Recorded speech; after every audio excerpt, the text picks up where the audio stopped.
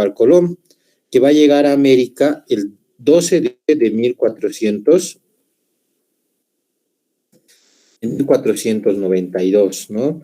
Habíamos ayer visto que su nombre había sido Cristóforo Colombo, su año de muerte, pero su año de nacimiento es 1451 y el año de muerte es 1506. Vamos a ver que los financiadores del viaje de Cristóbal Colón fueron los reyes conocidos como después, los reyes católicos. En su momento eran Fernando de Aragón y Isabel de Castilla, ¿no? Entonces vamos a tener a estos dos reyes sus financiadores. Decíamos ayer también que sus barcos eran más llamadas carabelas, son barcos un poco más pequeños o barcos menores, y van a ser la Niña, la Pinta y la Santa María.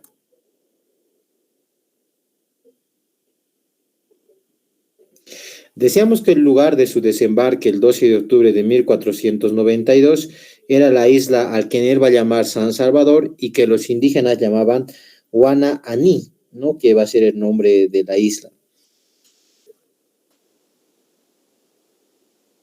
Esta es una pregunta ya que entró en exámenes pasados, donde les preguntaban cómo se llamó la isla, perdón, cómo llamaban los indígenas a la isla donde Cristóbal Colón desembarcó por primera vez, decía la pregunta pasada de examen. Entonces ahí vemos que el nombre de esa isla era Guana Aní. Cristóbal Colón va a realizar 4 viajes, decíamos ayer, y a pesar de haber realizado los 4 viajes,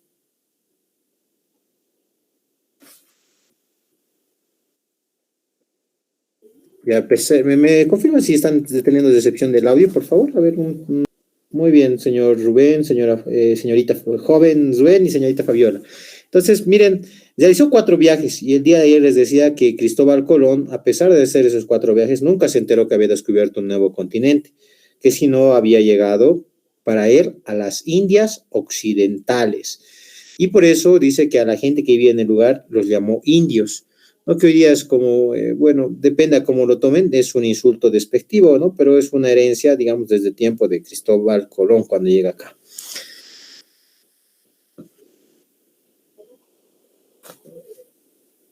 Cuando Cristóbal Colón vuelve a España, va a llevar entre indígenas, va a llevar armas, escudos y otros artefactos, pero sobre todo va a llevar el oro que había recaudado, ¿no? Y se lo va a entregar a los reyes católicos como ofrenda y como parte detrás de la capitulación de Santa Fe. Sin embargo, por un poco de ambición y porque también se cumpla el tratado que había en la capitulación de Santa Fe, estos le habían pedido de que se enuncia un poco más de lo que le correspondía. Cristóbal Colón se negó, tuvieron una discusión donde los reyes le dicen de que cualquiera hubiera podido descubrir América, y Cristóbal Colón se molesta y les dice que cuando uno ya ha hecho, cualquiera puede hacerlo, pero antes de eso es difícil. Entonces va a tener hasta conflictos con los reyes hasta el punto de que lo van a mandar a encarcelar, ¿no? Entonces va a tener esos conflictos y va a ser que al final en 1504, en su último viaje, recién se va a reconciliar algo con los reyes de España y va a realizar este último viaje. Aquí viene una pregunta, ¿no? Si Cristóbal Colón descubrió América, ¿por qué no este nuevo continente se llamó como él? ¿Por qué el nuevo continente descubierto lleva el nombre de América? ¿Cuál sería su respuesta a este cuestionante? Bueno, disculpe, a lo que me dijeron es porque Cristóbal Colón no se había dado cuenta, bueno, no sabía lo que había descubierto hasta que otro navegante, se podría decir, volvió a navegar las aguas y con el nombre, ¿cómo se llama? Américo, descubrió América. Bueno, así creo que es, no lo sé. Muy bien, señorita, ¿no? Entonces, miren, lo primero porque no se llama América es porque por la pelea que van a tener entre los reyes católicos. Entonces van a tener esta pelea y lo van a, digamos, la palabra, alejar de este descubrimiento. Y va a llamarse América en honor a este personaje que están viendo. Miren, si bien ustedes leen su nombre, es Américo Vespucio, generalmente su pronunciación es Américo Vespucci, ¿ya? Entonces, vamos a llamar a Américo Vespucio, ¿no? Y como ha dicho su compañera, Américo Vespucio va a ser un personaje que va a realizar viajes a América y en esos viajes, en 1497, por ejemplo, va a llegar a la Patagonia de Argentina.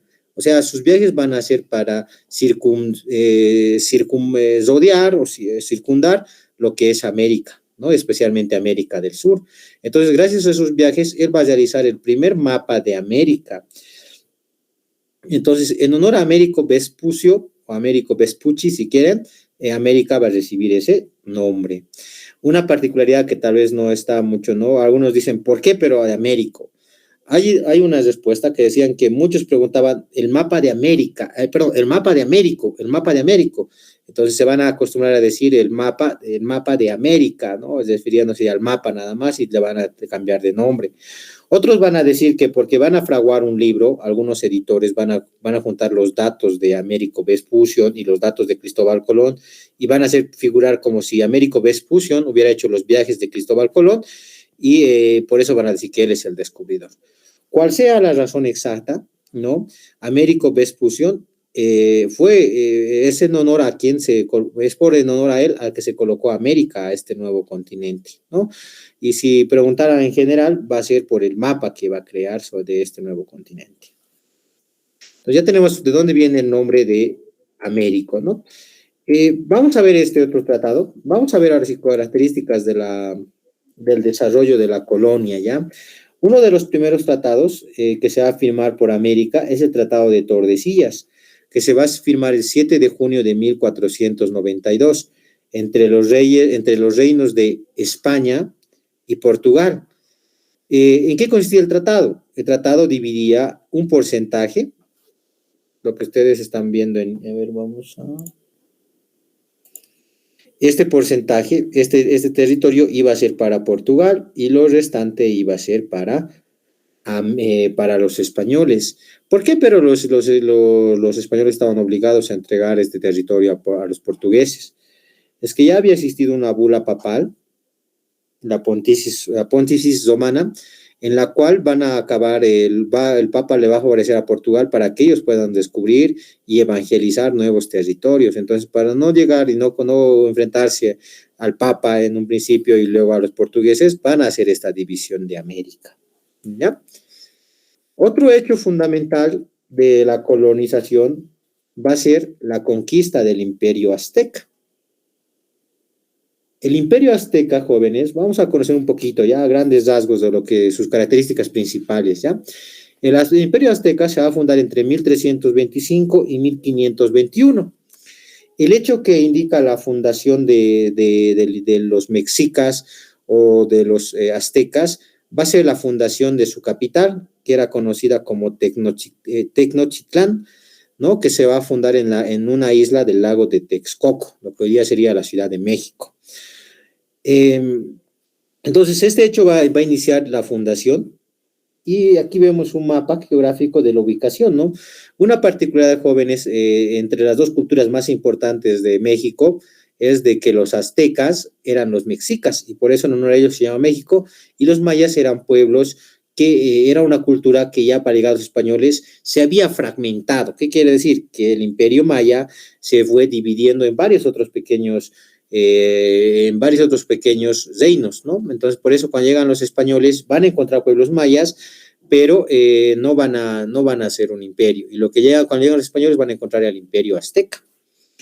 Vamos a seguir viendo más de sus características. La organización social del imperio azteca estaba de la siguiente manera. El líder, el gobernante, va a ser conocido como Huey Tlatoani, ¿no? Y el consejero principal va a ser conocido como Cihuatl, ¿no?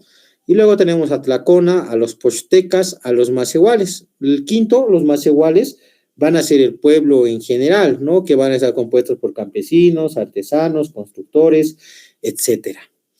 Y vamos a tener al 6, que son los tamemes, que van a ser los cargadores y esclavos de los aztecas. Una característica particular de los pueblos de Centroamérica y especialmente de los aztecas es que van a realizar sacrificios humanos y van a practicar la antropofagia. ¿Qué quiere decir esto? De que entre sus rituales van a sacrificar personas, les van a abrir el vientre y van a comerse sus vísceras, ¿no? O sea, cuando decimos antropofagia, antropófago, nos referimos a una persona que come carne humana, ¿no? Una particularidad que se dice que a veces los aztecas llegaban hasta sacrificar 25,000 personas en un solo día. Es sorprendente la gran cantidad de personas que sacrificaban dependiendo a la ocasión. Y como un mito se ha dado de que las mujeres más bellas eran las primeras en ser sacrificadas, pero en realidad, jóvenes, van a ser también los jóvenes guerreros aztecas la principal ofrenda. Sumado a ellos, los esclavos y demás van a ser sacrificados. Pero la principal ofrenda eran los jóvenes guerreros, quienes eran una ofrenda especial para los dioses. En cuanto a su religión, vamos a decir que eran politeístas, teniendo entre sus principales dioses a Huitzilopochtli, este que estamos viendo acá, su representación, que es el dios más importante, el dios del sol y de la guerra, el dios de la guerra. Luego tenemos a Quetzalcóatl, dios del viento y de la fertilidad, más conocida como la serpiente emplumada. En el siguiente tenemos a Texacatlipoca, dios del cielo nocturno y protector de los jóvenes guerreros.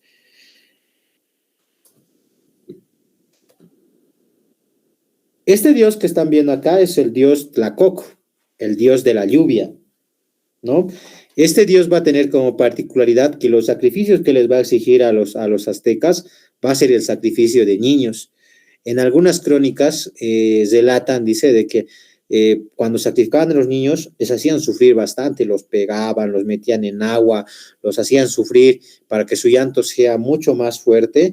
Y esto era como un buen augurio porque iba a llover bastante, ¿no? Entonces ese va a ser su característica del dios Tlacoco.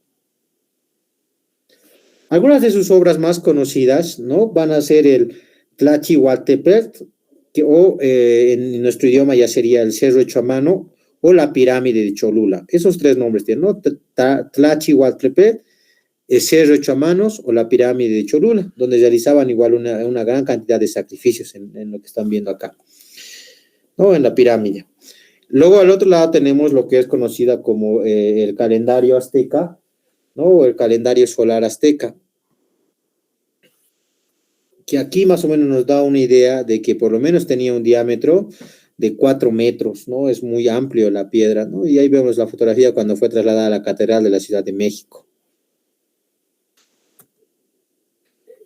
Tal vez en esta parte, en cuanto a la conquista, un breve resumen es que Hernán Cortés llega en 1519 y la conquista del Imperio Azteca se va a hacer en el año 1521. Antes de esto ya se había asesinado al último gobernante posesionado legalmente, que era Moctezuma. Por eso generalmente en las crónicas se dice que el último gobernante azteca fue Moctezuma, porque luego de él existe otro que es Cuauhtémoc, que inclusive le van a quemar las piernas, lo van a torturar y demás los españoles, pero este ya no va a ser posicionado oficialmente. Entonces, por eso, si en algún examen les preguntan quién fue el último gobernante azteca o el último rey azteca, va a ser justamente Moctezuma. El conquistador del imperio azteca va a ser Hernán Cortés. Y la gran pregunta que vamos a tener con respecto a él va a ser cómo un puñado de miles de españoles van a poderlo derrotar a un imperio azteca compuesto por cientos de miles. Y la estrategia de Cortés, que era un hombre letrado y muy culto, ha sido muy sencilla, el buscar aliados. Y entre los aliados, por ejemplo, se menciona a los tlaxcaltecas, que son los que más ayuda le van a brindar, ¿no? Y gracias a a los indígenas que fueran sometidos en Centroamérica por los aztecas, sumado a las enfermedades que habían traído los españoles, por ejemplo, la varicela, el sarampión y otras, y la modernidad de sus armas y sus técnicas de batalla, van a acabar derrotando y conquistando al imperio azteca.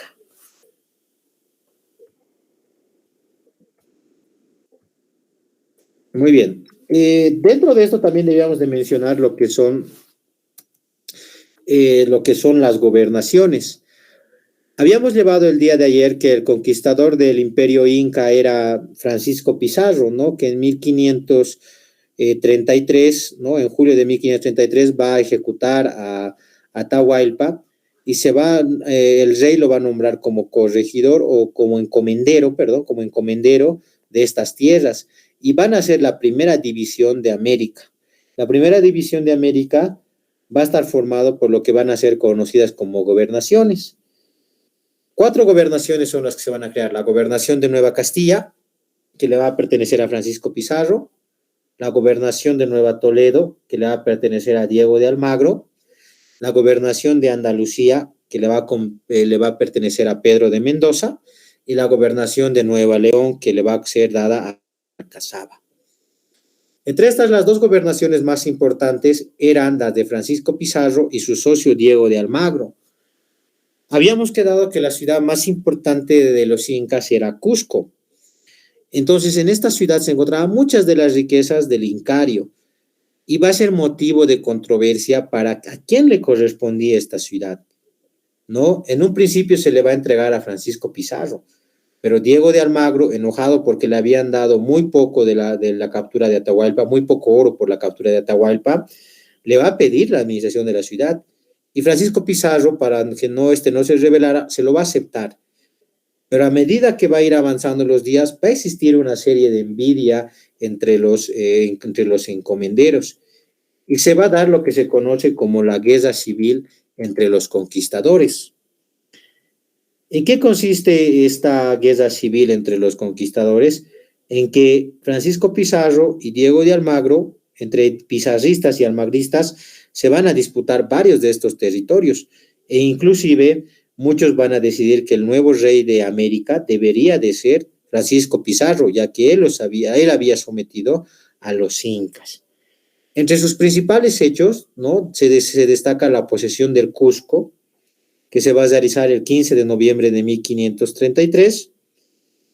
Otro hecho también que podemos resaltar, que es un hecho muy importante, va a ser la muerte de Diego de Almagro. Diego de Almagro va a morir el 8 de julio de 1538, ¿no? En manos de los hombres de Francisco Pizarro, más que todo porque él se había rebelado en contra de la autoridad.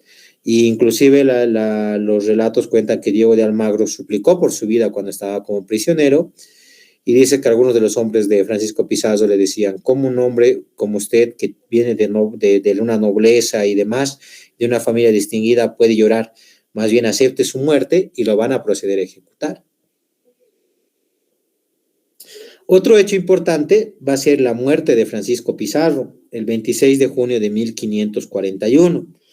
En este caso van a ser los almagristas a la cabeza de Diego de Almagro el Mozo, el hijo de Diego de Almagro, quienes van a ir hasta su casa en Lima, lo van a buscar y el conquistador, que ya era de edad muy avanzada, va a pelear. Se dice, ¿no?, que en sus crónicas de que él pelea, inclusive le hacen heridas en la espalda, le clavan cuchillos y él sigue peleando hasta que al final cae en el piso, herido ya y sangrando, y ahí aparece, dice, el hijo de Diego de Almagro. Y este se va a acabar vengando por la muerte de su padre, encestándole el espadazo o la espada en el cuello y matándolo. Otra muerte interesante de la guerra civil de los conquistadores va a ser la muerte de Diego de Almagro el Mozo, ¿no?, que se va a realizar el 16 de septiembre de 1542, que en este, por rebelarse en contra del rey, lo van a capturar y lo van a acabar ejecutando también a él. Bueno, seguimos con esto de las guerras civiles, ¿no? Otro hecho importante va a ser que el 20 de noviembre de 1542 se va a crear el virreinato del Perú. Y el primer virrey va a ser Blasco Núñez de Vela. Para último destacar, ¿no?, de esto, vamos a destacar que el 10 de abril de 1548 se va a dar la muerte de Gonzalo Pizarro.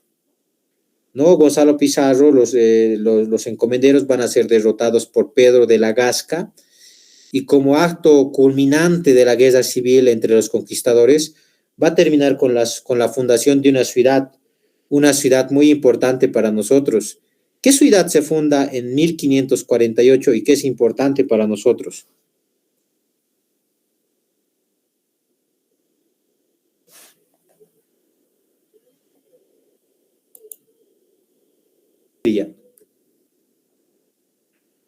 Es muy importante y su nombre hace referencia a como que se acabó la guerra.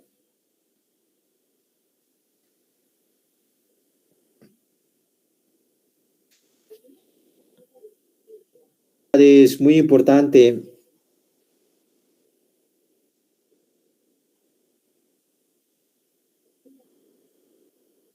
Ya. Miren, el 20 de octubre de 1548, en honor a la culminación de esta guerra civil, Pedro de la Gasca va a mandar a uno de sus capitanes, Alonso de Mendoza, y le va a ordenar fundar una ciudad llamada Nuestra Señora de la Paz.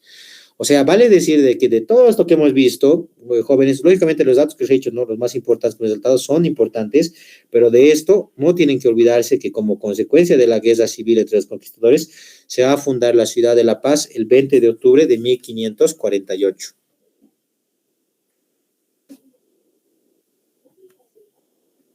Vamos a seguir viendo la organización de la colonia pero vamos a ver la organización de la colonia, ¿no? Miren, si bien la colonia estaba regida por el rey de España, luego del rey de España estaba el Consejo de Indias, la Casa de Contratación de Sevilla y el Archivo General de Indias, pero que estaba dentro de la Casa de Contratación. A estas dos entidades, jóvenes, esta parte es la que más nos interesa, ¿no? Va a estar el virrey y debajo del virrey van a estar las capitanías generales, que enseguida vamos a ver qué son, van a estar los gobernadores, las haciendas, las audiencias y los arzobispados. Y ahí, como ustedes pueden ir viendo, hay diferentes organizaciones que se van a ir alargando, ¿no? Nosotros nos interesa saber qué es un virrey, ¿no? ¿Qué es un virrey? Miren, en América se van a crear los virreinatos. Los virreinatos eran como pequeños reinos que se le encargaba al virrey, quien era como era el representante del rey en estos territorios y que tenía poderes iguales al que el rey tuviera, pero en España, ¿no? Por eso dice, el virrey poseía atribuciones administrativas, militares, judiciales y financieras. ¿No? Entonces vamos a ver de que el virrey había sido el representante del rey en América y tenía atribuciones muy similares, bueno, perdón, iguales a las que el rey tuviera, pero el rey la tenía en España, ¿no? Se van a crear 4 virreinatos. El primer virreinato es el virreinato de Nueva España, que va a existir entre 1535 y 1821. Fue el más grande que tuvo el imperio, el reino español, porque abarcaba los territorios de Norteamérica, o sea, la mitad de lo que hoy día sería Estados Unidos, México, ¿no? Norteamérica, Centroamérica, vale decir Centroamérica y las Antillas, también estaba en su dominio Asia y Oceanía, ¿no? Su primer virrey fue Antonio de Mendoza. Este fue el virreinato más grande entonces. El segundo virreinato en ser creado va a ser el virreinato del Perú, que van a ser el 20 de noviembre de 1542 y el 20 de noviembre de 1542 y su primer virrey va a ser Blasco Núñez de Vela. En este virreinato, si ustedes se fijan en el mapa, va a estar compuesto por lo que hoy día sería el Perú, Ecuador y Bolivia principalmente, ¿no? Va a ser compuesto entonces por lo que hoy día sería Ecuador, Perú y Bolivia. El tercer virreinato en ser creado es el virreinato de Nueva Granada, que va a existir en 2 etapas, entre 1717 y 1723, y entre 1739 y 1819. Su primer virrey va a ser Pedro Mesía de la Cerda, y los territorios que abarcaban es parte de Centroamérica, Panamá, Colombia y Ecuador, ¿no? Que es lo que estamos viendo acá.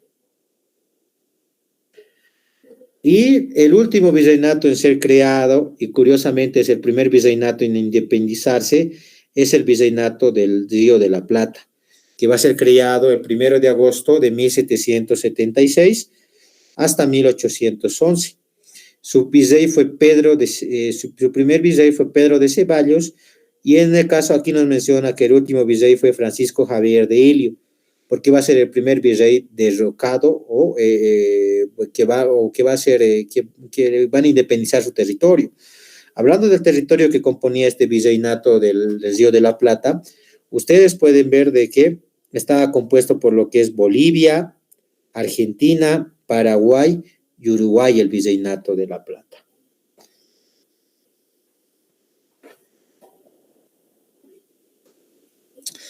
Muy bien. Veíamos otra organización que era la Real Audiencia de Charcas, ¿no? Que veíamos que estaba debajo de los virreinatos. ¿Qué eran las reales audiencias? Eran lugares donde se podían hacer, ¿no? Hacer y presentar quejas jurídicas para ver cuál era la administración y qué correspondía a cada uno de las personas que vivían dentro de estos territorios. En nuestro caso, nuestro país era conocida como la Real Audiencia de Charcas. Aquí nos da su nombre completo, ¿no? Nos dice la Audiencia y Cancillería Real de la Plata de los Charcas, que según, ¿no? A la recopilación de leyes, se va a crear el 4 de septiembre de 1559. En un principio, esta Real Audiencia de Charcas, jóvenes, va a pertenecer al Virreinato del Perú. Y a partir del 1 de agosto de 1776, va a pasar a depender de la va a pasar a depender de las Provincias Unidas de La Plata. Y en 1809, en 1810, luego de 1809, cuando se dan los primeros gritos libertarios, vuelve a pertenecer al Virreinato del Perú. En otras palabras, jóvenes, si a mí en mi examen me preguntan en qué virreinato se creó la Real Audiencia de Charcas, lo que hoy es Bolivia, nosotros diríamos que se ha creado en el Virreinato del Perú. Y si nos preguntan de qué virreinato se independizó la Real Audiencia de Charcas, nosotros contestaremos nuevamente que es del Virreinato del Perú. Solo he visto un caso en un examen donde les preguntan, a partir del año 1776, la Real Audiencia de Charcas pasó a depender dice, entonces a partir de ese año estamos viendo de que va a pasar a depender de las Provincias Unidas de La Plata. Una pregunta, ¿ustedes han escuchado el nombre de alguna vez del Alto Perú?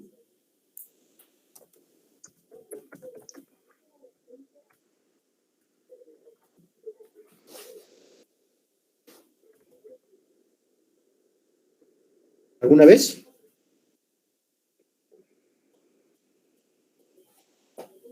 Saben, hay muchas veces que se dice, ¿no? El Alto Perú se dice, ¿no? Inclusive hay en una proclama de donde se dice el Alto Perú, pero este nombre, este es más un apodo, ¿no? Un nombre oficial, el nombre oficial que nuestro país tuvo durante la colonia va a ser la Real Audiencia de Charcas. Ese va a ser el nombre con el que vamos a ser conocidos. Y Alto Perú es un apodo, ¿no? Un apodo que se hizo famoso en los momentos cuando el gobierno del Perú a la cabeza de Agustín Gamarra van a querer anexar Bolivia o parte del territorio boliviano al territorio peruano. Entonces, vamos a decir, oficialmente se llamaba la Real Audiencia y Cancillería Real de la Plata de los Charcas. Una particularidad de la Real Audiencia de Charcas, y ya para cerrar el tema, es que estaba compuesto por un presidente y 4 oidores.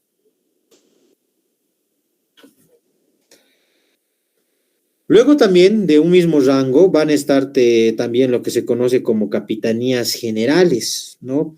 Las capitanías generales más conocidas eran las de Santo Domingo, Guatemala, Venezuela y Chile. Se llamaban capitanías generales, ¿no? Porque estaban dirigidos por un capitán general. Y estos territorios jóvenes, si bien había civiles también viviendo, su principal función era el entrenamiento de tropas y que estratégicamente el reino español dejaba, aparte de su ejército en estos lugares, para poder defender, uno, del ataque de los pueblos que no habían sido sometidos, dos, para poder detener el avance de los pueblos, de los reinos portugueses, de los reinos ingleses. Entonces, esa va a ser su principal función, ¿no? Van a ser lugares militares estratégicos colocados por la corona española.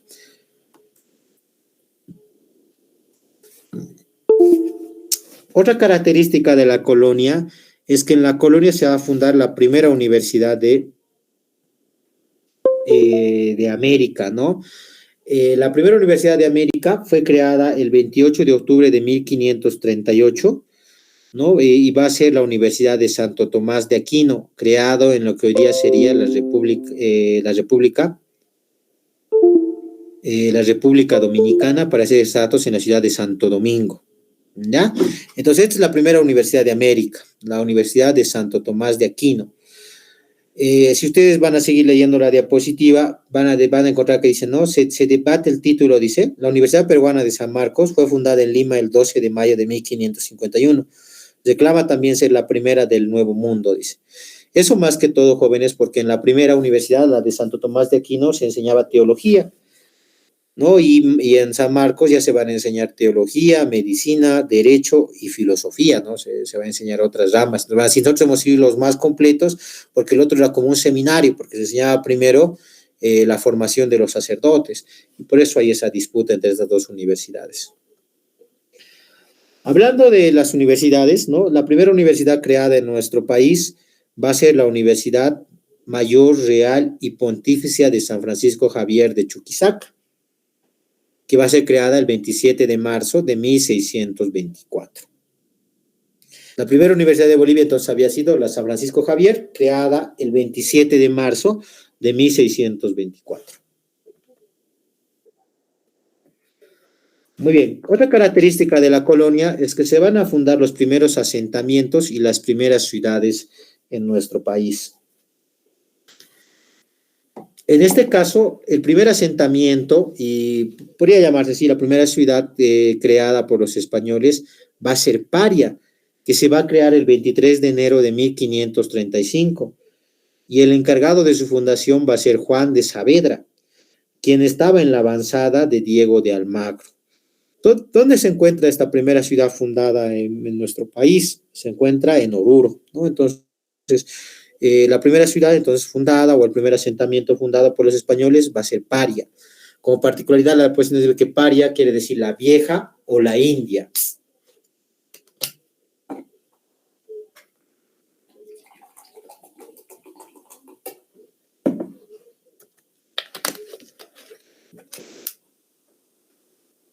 La ciudad de Chuquisaca se fundó con el nombre de Villa de la Plata el 29 de septiembre de 1538. Fue fundada por Pedro de Ansúrez, ¿ya? Pedro de Ansúrez va a fundar la ciudad de Chuquisaca.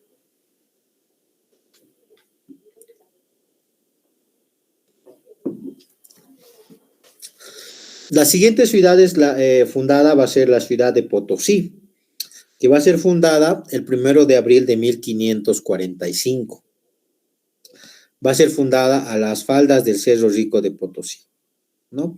Como ustedes están viendo, va a ser fundada a las faldas de este cerro y como particularidad, igual como para que ustedes tengan algunas preguntas de examen, el nombre de este cerro es Sumaj Orco, que quiere decir hermoso cerro, aunque en alguna traducción de algún libro, bibliografía que van a ver, va a decir el hermoso gran cerro, ¿no? Entonces, este va a ser su nombre, el Sumaj Orco, el Cerro Rico de Potosí. Otra característica de Potosí, jóvenes, va a ser de que va a ser la ciudad más importante de Bolivia durante la colonia. Es la ciudad más importante de Bolivia durante la colonia. Y no solo de nuestro país, a nivel internacional era comparada con París, era comparada con Nueva York, era comparada con Londres, por la gran cantidad de habitantes que llegó a tener, que pasaban los 100,000 de habitantes, ¿no? Y eso fue más que todo por lo que va a ser la fiebre de la plata en este caso, ¿no? La historia coloquial cuenta de que un indígena llamado Diego Hualpa había perdido a una de sus llamas y por perseguirla e irla a buscar, sube al cerro, prende una fogata y ve cómo hilos de plata se van derritiendo, ¿no? Y entonces inmediatamente ve que hay una veta y la empieza a explotar. En un momento le llama a su cuñado y juntos la trabajan. Pero por peleas entre ellos, especialmente porque por peleas entre familiares, este otro, ¿no? Le va a ir a avisar a los españoles que hay esta explotación. Y entonces cuando los españoles se enteran, hacen la fundación del asentamiento. Y en este caso el asentamiento o la fundación de Potosí va a ser obra de Juan de Villarroel, Diego de Centeno, Luis de Santandía y Pedro de Catanieto. El nombre con el que va a ser fundado Potosí es la Villa Imperial. En algún texto van a escuchar que se dice la Villa Imperial de Carlos V.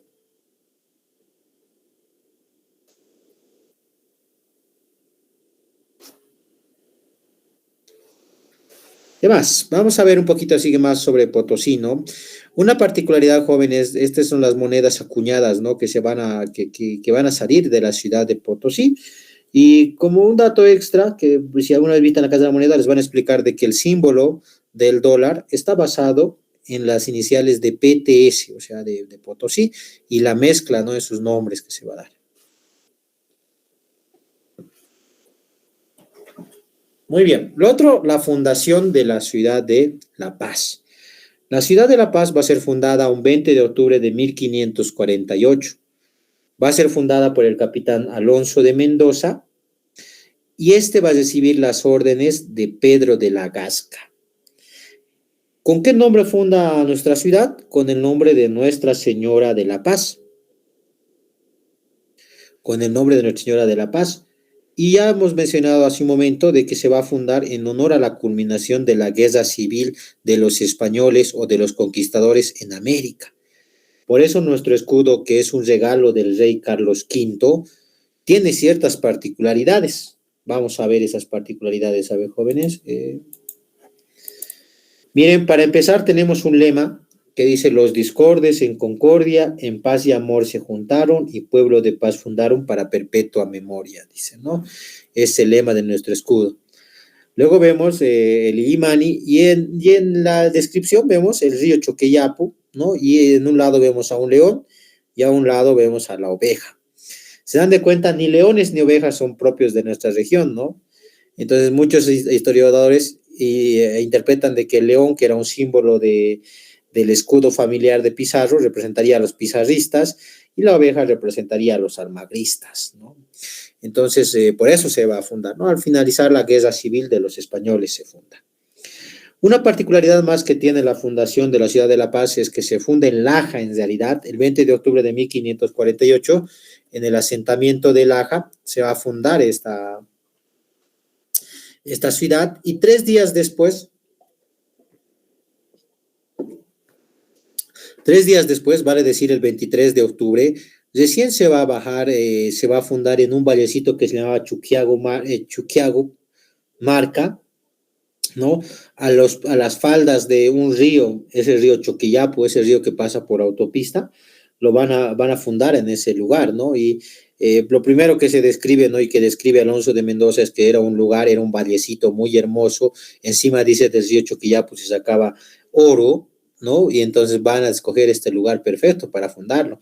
Aparte que ya había un asentamiento de un indígena llamado el cacique Quirquincha, que tenía un tambo en el lugar que hoy día es el tambo Quirquincha, que es un museo. Ya estaba ese tambo, ¿no? Lo han reconstruido muchas veces, pero ya había en ese lugar un tambo, un lugar donde podían alojarse. Entonces, por eso se decide cambiar la fundación de la ciudad de La Paz de Laja a donde hoy se encuentra. Antes de continuar, si bien ha habido varios virreyes, ¿no? En la colonia, sin ninguna duda, el más importante y el más influyente es el señor Francisco Álvarez de Toledo y Figueroa, más conocido como el Virrey Toledo o el Conde de Oropesa. Este señor va a nacer en 1516 y va a morir en 1582. Entre sus actos administrativos más importantes se le atribuye la organización del Virreinato del Perú. Se le atribuye, dice, una gran administración y va a crear la mayoría de las leyes que se van a tener en el virreinato. Fuera de estas leyes y de ser el estructurador del virreinato del Perú, vamos a encontrar que él va a crear la Casa de la Moneda, o va a mandar a crear la Casa de la Moneda en 1572. Y en 1574 manda a refundar Potosí, ¿no? Y muchos van a decir que esa va a ser el momento de clímax, o sea, el momento en que Potosí va a empezar a surgir, ¿no? Pero entonces aquí, como apunte, habría que ver que él funda la ciudad él crea la Casa de la Moneda en Potosí. Hablando de la Casa de la Moneda en Potosí, es esta imagen, ¿no? Esta imagen que están viendo, que es la imagen de un mascarón. ¿Alguien sabe de quién es la cara? Pueden participar e intentar adivinar.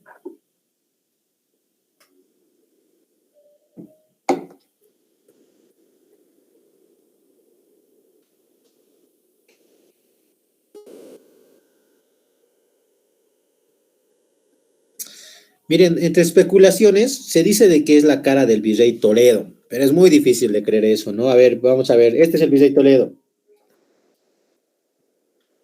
No, no, porque es muy diferente, pero sí hay una posibilidad de que sea. La otra opción que van a decir dice que es Baco, el dios del vino. Y eso especialmente lo van a nombrar, ¿por qué? Porque va a tener una corona de uvas en la cabeza. Entonces van a decir que es Baco, el dios del vino. Y otros tantos van a decir que es la cara de un español, que es la cara de ambición que tenían los españoles, por eso tiene esa sonrisa tan macabra, ¿no? Hoy día está así, ¿no? Miren, la diferencia es mortal, digamos, ¿no? Fíjense el rostro. Ustedes que están con celular pueden acercarse más todavía, yo no puedo acercarme más. Fíjense, es un rostro medio raro, pero este es más genial, esta fotografía. Aquí sin su estructuración y demás se ve mucho más tétrico, ¿no? La imagen dice de la perdición que les causaba a los españoles la plata. Es más, cuando ustedes viajen a Potosí, háganlo, visiten la Casa de la Moneda, les van a explicar que tapándole la mitad del rostro se puede ver una cara de felicidad y tapándole la otra mitad se puede, dice, ver una cara de angustia. Eso ya un poquito ya va con la imaginación, ¿no? Porque yo cuando fui no noté eso, pero ya si ustedes van, inténtenlo ver. Aquí en la misma imagen intenten ver si funciona. ¿Cuándo fue creada? Aproximadamente, o sea, es la posibilidad, no es un dato exacto, dice que fue creada en 1856 y que fue Eugenio Mulón el que hizo la talla de esto. Tanto la fecha como el creador eh, está hecho madera, entonces de este tallado, es dudoso. Seguíamos hablando un poco del Virrey Toledo. ¿Por qué lo hemos metido aquí cuando estamos hablando de fundaciones? Es que el Virrey Toledo, jóvenes, va a mandar a fundar va a mandar a fundar dos ciudades especialmente. La primera es la fundación de Cochabamba. Como ustedes dicen, ¿no? Francisco Toledo, uno de los mejores virreyes del Perú, haciendo una pausita antes de la fundación, jóvenes. En el examen, cuando vayan a postular, si entra alguna pregunta sobre algún virrey, mal consejo que les voy a dar, pero si no saben el nombre del virrey y ven ahí al virrey Toledo, márquenle. Les prometo que en un 90% en sus exámenes, si les preguntan sobre algún virrey, va a ser el virrey Toledo, por la influencia que ha tenido para la organización del virreinato del Perú. Entonces, denle y apuéstenle las monedas al virrey Toledo.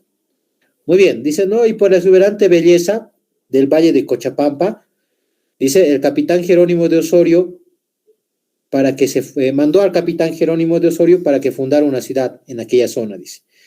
Este fundó el 15 de agosto de 1571 a orillas del río Cunturillu, Oizocha, en el Valle de Canate. Entonces, en el río Cunturullu se fundó por primera vez Cochabamba, ¿no? Dice, el 28 de diciembre de 1573, el indicado capitán cumplió la orden, pero la Real Audiencia de Charcas, no conforme con el lugar donde se fundó la ciudad, encomendó a Sebastián Barba de Padilla para que buscara otro lugar y fundara una nueva ciudad. Y es así que don Sebastián Barba de Padilla, el 1 de enero de 1574, fundó la ciudad con el nombre de Villa de Oropesa. Aquí tenemos que recordar que el conde de Oropesa vendría siendo el virrey Toledo.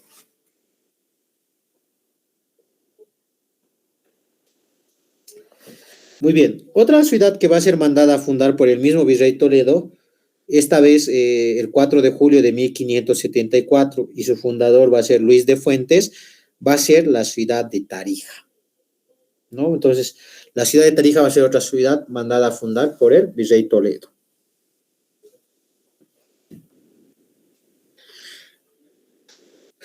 Muy bien, la siguiente ciudad fundada va a ser la ciudad de Santa Cruz de la Sierra, ¿ya? Va a ser fundada el 26 de febrero de 1561 y su fundador va a ser el capitán Ñuflo de Chávez. Santa Cruz tiene una particularidad en cuanto a su fundación. La causa por la que se va a fundar Santa Cruz es porque los españoles seguían buscando el dorado y el gran Paitití. Nuevamente les traslado a ustedes la pregunta, ¿qué es el dorado y qué es el Paitití?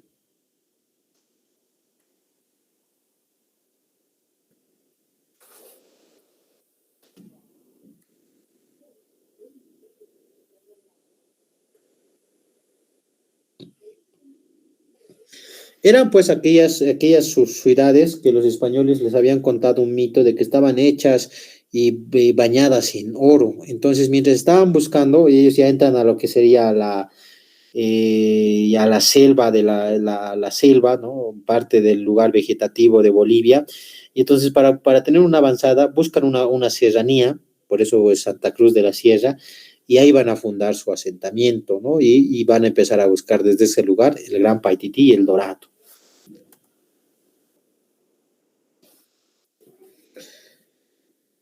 A ver, muy bien, ¿no? Vamos a ver esta, ¿no? La fundación de Oruro. Oruro va a ser fundada el 1 de noviembre de 1606. Va a ser fundada por el español, igual capitán era, Manuel de Castro, y va a ser fundada a los pies a los pies de Gallo, dice, ¿no? Que va a ser la montaña donde actualmente se encuentra el socavón. El nombre con el que va a ser fundada esta ciudad, el nombre con el que va a ser fundada esta ciudad va a ser Villa de San Felipe de Austria. Ese va a ser su nombre, ¿no? Villa de San Felipe de Austria. Algunas características, ¿no? De Oruro que vamos a ver cuando estemos revisando ya departamentos, cuando se vea geografía, pero ahí vemos, ¿no? Las primeras entradas, la diablada, que es una danza característica de este lugar. Muy bien. Otra característica de la colonia va a ser la guerra entre vicuñas y vascongados. Esta guerra, jóvenes, fue un conflicto que estuvo durante el siglo XVII y enfrentó a dos bandos, unos que eran llamados los vascongados, que eran las fuerzas del rey Felipe III, y otros que eran conocidos como los vicuñas. Estos últimos, su dirigente más importante o el líder más importante que tuvieron fue Alonso de Ibáñez. Se llamaban así vicuñas porque la ropa y especialmente el sombrero que utilizaban estaba hecho de este animal, ¿no? De vicuña. ¿Por qué se pelearon? Van a pelearse por el control económico, político y social de la ciudad más importante en ese tiempo, de Charcas, que era la Villa Imperial o Potosí. Tuvo hasta participación religiosa, vale decir que los religiosos, como ven en imágenes, perdonaban a los asesinos, les decían con tal de que ustedes puedan fundar una iglesia o hacer una donación grande a la iglesia, nosotros vamos a perdonar. Entonces, van a tener hasta la venia de la iglesia para matar a otros hombres, ¿no? Se van a enfrentar estas dos fuerzas y los que van a acabar ganando van a ser los vascongados, vale decir, las fuerzas del rey. El momento que se da como clímax o momento importante de la finalización de los vicuñas va a ser cuando van a capturar a Alonso de Ibáñez en 1617, ¿no? Lo van a llevar a la plazuela del Gallo, y allí lo van a ejecutar. Antes de morir, como están viendo en imágenes, dice Alonso de Ibáñez va a decir, por la libertad se derrama mi sangre, y lo van a acabar ejecutando. Y aunque van a continuar los episodios, van a seguir peleándose estos dos grupos, este momento marca el final y el decaimiento de las vicuñas.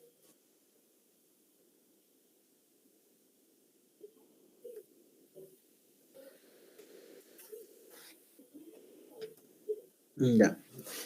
Misiones jesuíticas las misiones jesuíticas, ya que aquí especifica de chiquitos, vamos a ver que las misiones jesuíticas jóvenes van a ocurrir entre el siglo XVII y el siglo XVIII. ¿Qué eran las misiones jesuíticas? Eran grupos de los de la Compañía de Jesús que se encargaban de educar, evangelizar y civilizar a los pueblos del oriente de lo que hoy día es nuestro país, aunque también hubo misiones en Paraguay también, pero más que todo nosotros resaltamos por haber hecho la civilización, por haber hecho la civilización en lo que hoy día sería Santa Cruz, Beni, ¿no?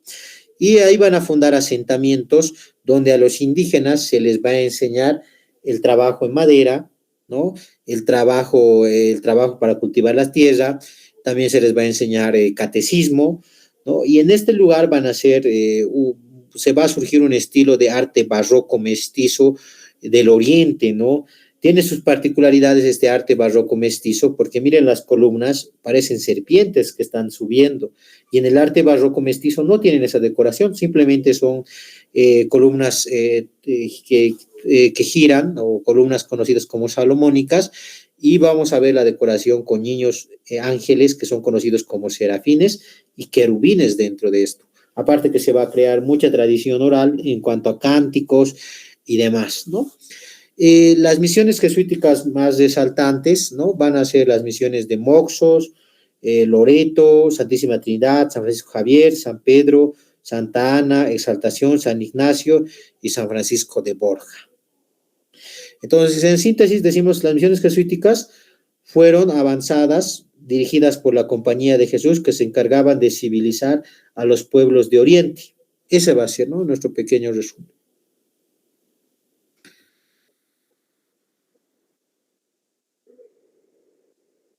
Muy bien, jóvenes. Hasta aquí va a ser nuestro primer examen.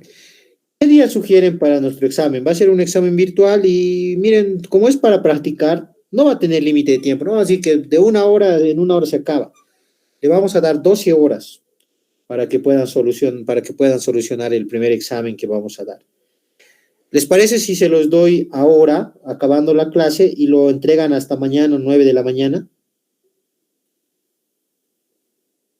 ¿Qué dicen, jóvenes y señoritas? ¿Por qué llora? Todo lo que hemos visto no va a estar en clases, y muchas de las preguntas que van a ver en estos exámenes virtuales son preguntas que van a entrar en su postulación, así que resuélvanlo y léanlo. Lo bueno del examen virtual es que al finalizar, ni bien acaben el examen, se les va a facilitar las respuestas y se les va a decir su nota. Entonces van a poder ver en qué tienen que reforzar y cómo en qué más hay que trabajar en este caso, ¿ya? No sé, ¿les parece a las 9?